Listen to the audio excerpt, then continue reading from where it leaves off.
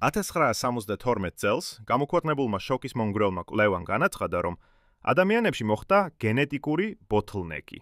დაახლოებით 35,000-დან 65,000-მდე წლის წინ. ეს ნიშნავდა, რომ რაღაცამ გამოიწვია ადამიანთა პოპულაციის ისეთი მასშტაბური შემცირება, რომ სერიოზულად შეიზღუდა ჩვენი გენეტიკური მრავალფეროვნება. იმ დროს არავის ჰქონდა ზუსტი წარმოდგენა, რა შეიძლებოდა ყოფილიყო ამის მიზეზი. თუმცა 1990 წლებში მეცნიერებმა ეს დაუკავშირეს გიგანტურ ვულკანურ ამოფრქვევას, რომელიც მოხდა დაახლოებით 74,000 წლის წინ.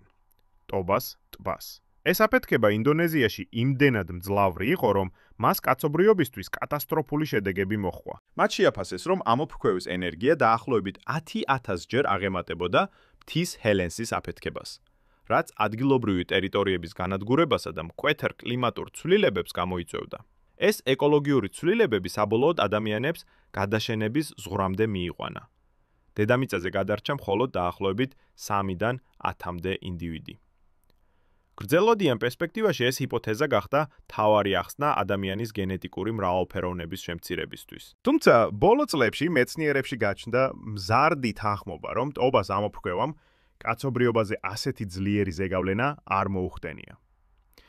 ერთი მთავარი არგუმენტია ის, რომ მიუხედავად იმისა, რომ ზოგიერთი მოსახლეობა უდავოდ დაზარალდა, სხვები, მათ შორის ისინიც, ვინც ვულკანოსთან ახლოს ცხოვრობდნენ, გადარჩნენ.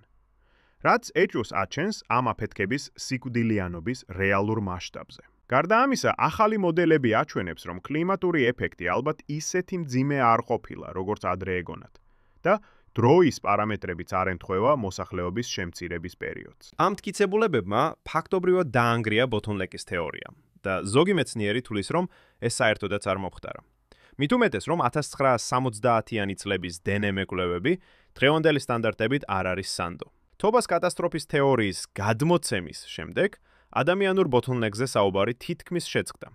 სანამ 2023 წლის ბოლოს ანთროპოლოგებმა არ დაიწყეს გაცილებით მასშტაბური გამოკვლევა და არ აღმოაჩინეს გაცილებით უფრო მძიმე ევოლუციური ბოთლნეკი, რომელიც მოხდა დაახლოებით 800,000-დან 900,000-მდე წლის წინ, პლეისტოცენის კალაბრიულ ეპოქაში. თქმა უნდა, რადგან ეს მოხდა 300,000 წელზე უფრო ადრე, იმ პერიოდში გავლენას განიცდიდნენ არა თანამედროვე ადამიანები, არამედ ჩვენი წინაპარი ჰომინიდები.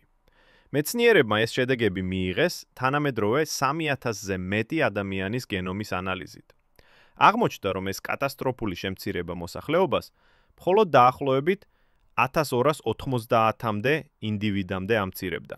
საბოლოო ჯამში ეს იმდენად მცირე რიცხვია, რომ იმ დროისთვის ჩვენი წინაპრები ფაქტობრივად გადაშენებულ სახეობად ჩაითვლებოდნენ. სამწუხაროდ გადარჩენილებმა სწრაფად ვერ აღიდგინეს დაკარგული რაოდენობა. კვლევები აჩვენებს, რომ ეს უკიდურესად მცირე პოპულაცია 170,000 წლის განმავლობაში არსებობდა.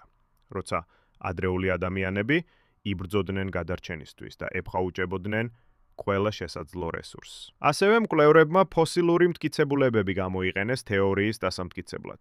აღმოჩნდა, რომ 950,000-დან 650,000-მდე წლებს შორის ადამიანის ნამარხები უკიდურესად იშვიათია. რაც კიდევ უფრო საინტერესოა, ეს ნაშთები იმდენად ბუნდოვანია, რომ დღემდე გაურკვეველია ზუსტად რომელი ჰომოს სახეობა იყო დაზარალებული. ზოგიერთი კვლევის მიხედვით, მათი ჩონჩხის აგებულება გამორიცხავს Homo antecessors და მიუთითებს უფრო Homo heidelbergensis-ზე, არქეიკ სახეობაზე, რომელიც შესაძლოა ნეანდერტალელებისა და თანამედროვე ადამიანების ბოლო საერთო წინაპარი იყო. მეცნიერები თვლიან, რომ სწორედ ამ კატასტროფიდან გადარჩენილებმა განიცადეს ევოლუციური გარდაქმნა და გადაიქცნენ Heidelbergensisად.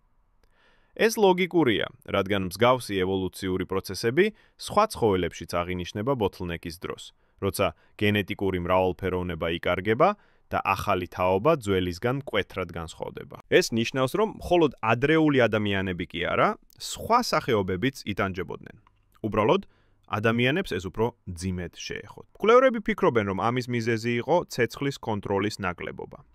მცირე რაოდენობის კოცონები მიუთითებს, რომ ჩვენს წინაპრებს ტექნოლოგიურად არ ჰქონდათ საკმარისი უნარები სიცივეში გადარჩენისთვის. ამ უნარის ნაკლებობამ განსაზღვრა მათი თხანგრძლივი ტანჯვა. თუმცა მიიჩნევა, რომ დაახლოებით 93,000 წლის წინ, როცა დაიწყეს ცეცხლის აქტიურად გამოყენება, მოსახლეობა გაიზარდა 2000%, რაც აჩვენებს, რამდენად სწრაფად მოახერხეს მათ აღდგენა. მიუხედავად ამისა, კვლევის ავტორები აღნიშნავენ, რომ საჭიროა დამატებითი მტკიცებულებები, რათა საბოლოოდ დადასტურდეს ეს ბოთლნეკის თეორია. საბედნიეროდ, 2023 წლიდან მოყოლებული ჩატარდა დამატებითი კვლევები, რომლებიც ამ საკითხს ნაწილობრივ ხსნის. ხსნის, თუმცა ახალ კითხვებსაც აჩენს.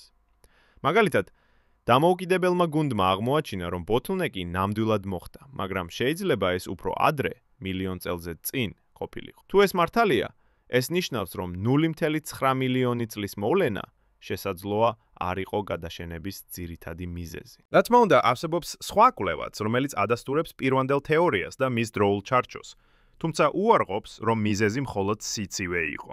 მესამე კვლევა კი ამტკიცებს, რომ ბოთლნეკის რეალური გამომწვევი იყო მასიური მიგრაციები.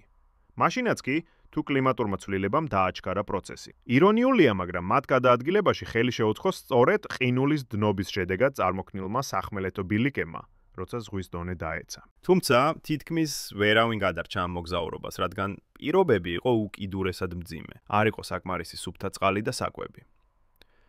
ამ თეორიის მიხედვით, ადრეული ადამიანები იძულებულნი გახდნენ დაეტოვებინათ სამშობლო, როცა ტემპერატურა დაეცა და აფრიკა გაშრა, რის შედეგადაც კონტინენტზე ველური მდელოები გავრცელდა.